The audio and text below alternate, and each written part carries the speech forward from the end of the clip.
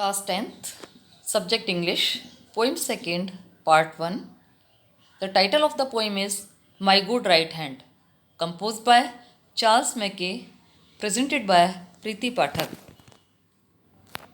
About the poet, Charles Mackay, 27th March 1814 to 24th December 1889, was a Scottish poet, generalist, author, novelist, and songwriter. Mackay is mainly remembered for his book Extraordinary Popular Delusions and The Madness of Crowds.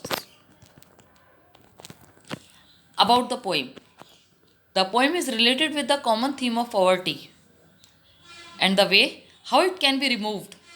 When the poet fell in grief and some adversity, all his friends and relatives deserted him. No one came to help him. He found only lip sympathy from them. The poet thinks that trusting other people is like building a castle on sand. Therefore, he decided to believe in God and the hard work to be done by himself. With this realization, his courage returned in him. He overcame his sorrow and soon became prosperous. His hard work lifted him up from sorrow and pain. Charles Mackay का जन्म 27 मार्च 1814 को हुआ और मृत्यु 24 दिसंबर 1889 को हुई। Charles Mackay एक Scotland के कवि थे, पत्रकार, लेखक और उपन्यासकार, गीतकार रहे।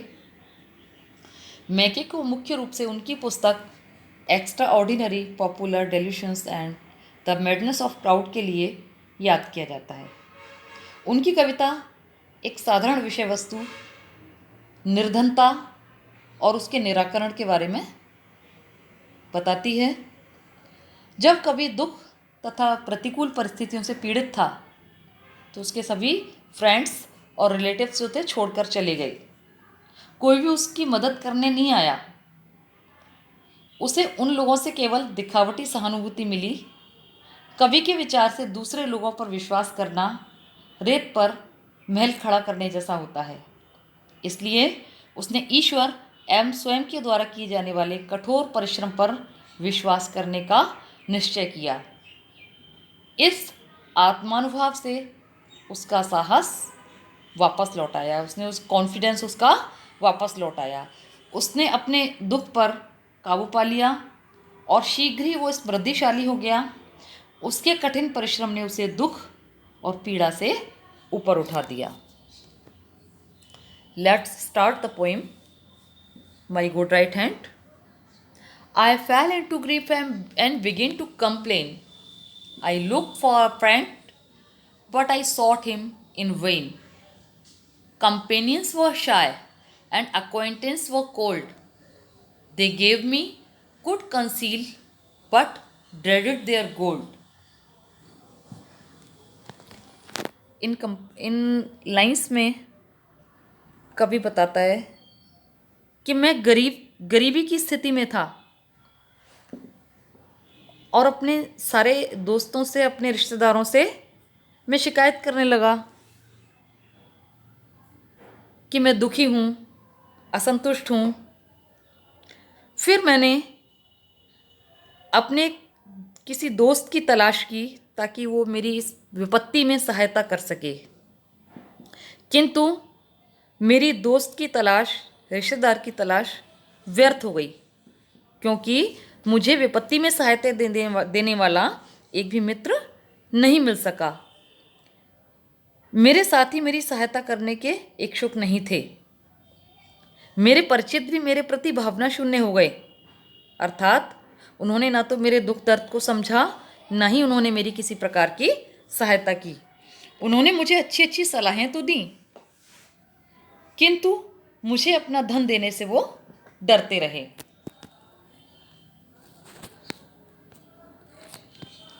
Let them go, I exclaimed. I have a friend at my side to lift me and aid me, whatever betide.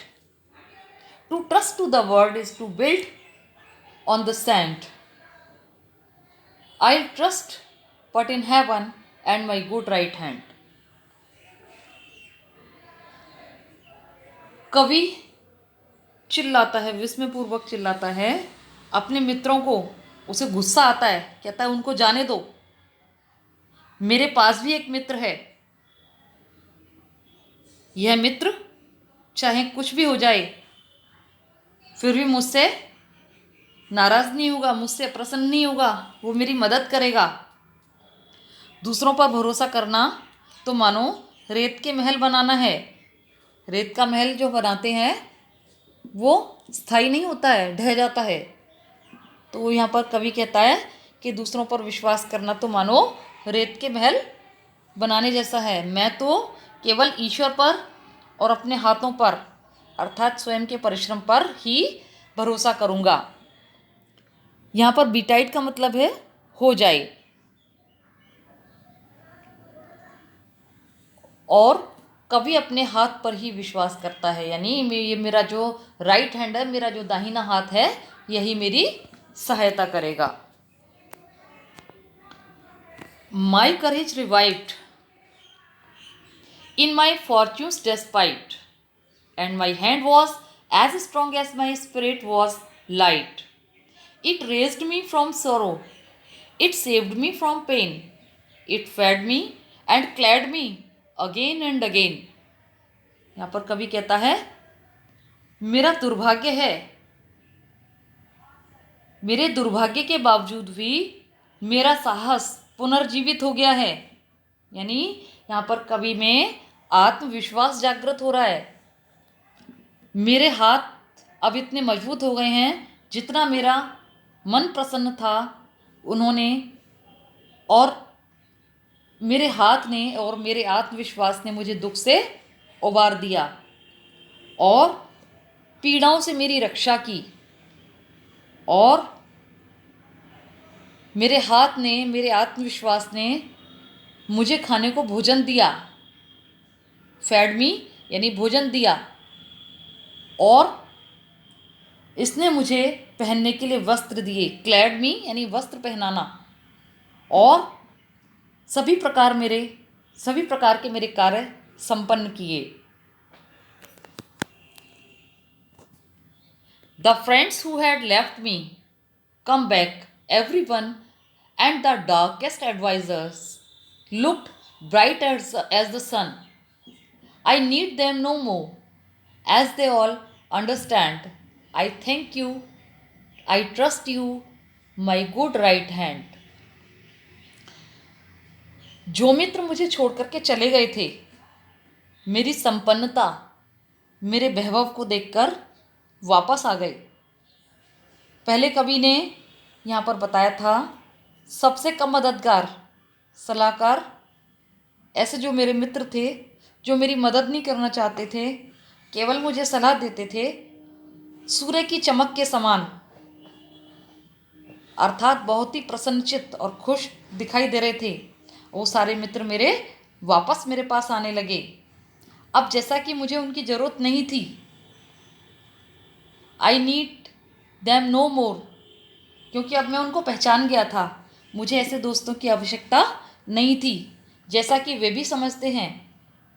और आई thank you, I trust you, अपने परिश्रम का, अपने राइट हैंड का धन्यवाद करता है, और कहता है कि अरे मेरे परिश्रम, मैं तो तुम्हें धन्यवाद देता हूँ और मैं तुम पर ही भरोसा करता हूँ।